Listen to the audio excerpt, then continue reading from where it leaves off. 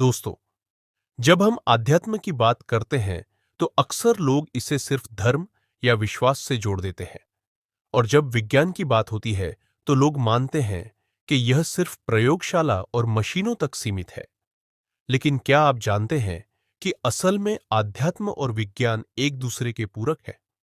आज के इस वीडियो में हम गहराई से समझेंगे कि कैसे ध्यान, मंत्र और तीसरी आंख, जिनके बारे में हमारे ऋषि मुनियों ने हजारों साल पहले बताया था, अब विज्ञान भी उनकी सच्चाई को स्वीकार कर रहा है। ऋग्वेद से लेकर पतंजलि योग सूत्र तक ध्यान को आत्मज्ञान की कुंजी कहा गया। विज्ञान ने अब साबित किया है कि नियमित ध्यान से ब्रेन में न्यूरल पाथवे बदलते हैं। एमआरआई स्कैन में यह देखा गया कि मेडिटेशन करने वालों के दिमाग में प्रीफ्रंटल कॉर्टेक्स मोटा हो जाता है, यानी निर्णय लेने की क्षमता और एकाग्रता बढ़ती है। हार्वर्ड यूनिवर्सिटी की रिसर्च, 8 हफ्ते ध्यान करने से तनाव 40% तक कम हो गया। एक साधारण उदाहरण, जैसे कंप्यूटर को रीस्टार्ट करने से वह तेज हो जाता है, वैसे ही ध्यान हमारे दिमाग को रीसेट कर देता है। प्राचीन भारत में मंत्रों को सिर्फ पूजा नहीं, बल्कि ध्वनि ऊर्जा के प्रयोग के रूप में देखा जाता था। एयूएम को ब्रह्मांड की आद्य ध्वनि कहा गया है। वैज्ञानिक रिसर्च, जब एयूएम का उच्चारण किया जाता है, तो नर्वस सिस्टम पर शांति का असर होता है, ब्लड प्रेशर संतुलित होता है और मूड सुधरता है। जापान के वैज्ञानिक एमोटो मसारू ने पानी के क्रिस्टल पर प्रयोग किया। अच्छे शब्द और मंत्र बोले तो क्रिस्टल सुंदर आकृति बने। गाली ग्लौज और नकारात्मक शब्दों पर वे विकृत हो गए। मतलब, हमारे शब्द और मंत्र हमारे शरीर और आसपास की ऊर्जा को बदलते हैं। यही कारण है कि संस्कृत मंत्रों का उच्चारण सिर्फ धार्मिक नहीं, बल्कि वैज्ञानिक अभ्यास भी है। योग शास्त्र कहता है कि आज्ञा चक्र यानी तीसरी आंख जागरण से व्यक्ति को अलौकिक ज्ञान और सत्य दृष्टि मिलती है।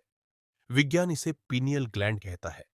ये मटर के दाने जितनी ग्रंथि हमारे मस्तिष्क के बीचों बीच स्थित है।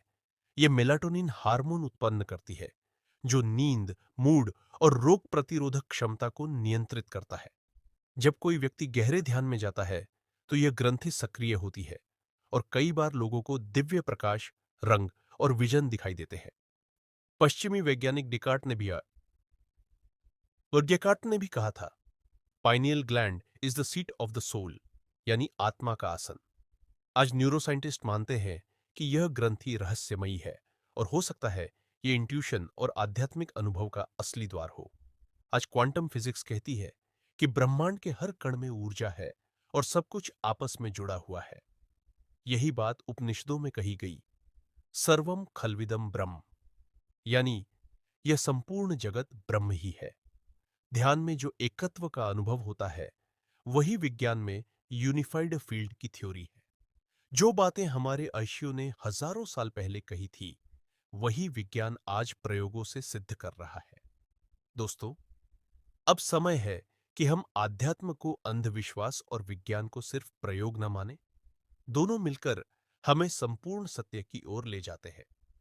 जब हम ध्यान करते हैं, मंत्र जाप करते हैं या तीसरी आंख की साधना करते हैं, तो हम केवल धार्मिक कर्मकांड नहीं कर रहे होते, बल्कि विज्ञान के सबसे बड़े प्रयोग को जी रहे होते हैं।